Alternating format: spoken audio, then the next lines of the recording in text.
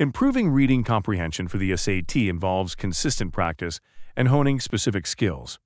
To begin, read a variety of texts, including those from literature, history, and science, as this will expose you to different writing styles and content similar to what you'll encounter on the test. As you read, actively engage with the text by taking notes, summarizing key points, and asking yourself questions about the author's purpose and perspective. Developing a strong vocabulary will also help with reading comprehension.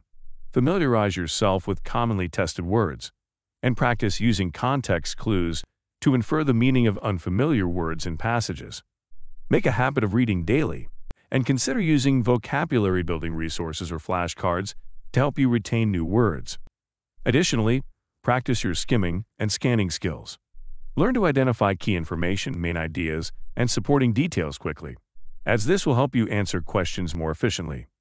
Finally, take regular practice tests to familiarize yourself with the types of passages and questions on the SAT, and review your mistakes to identify areas for improvement.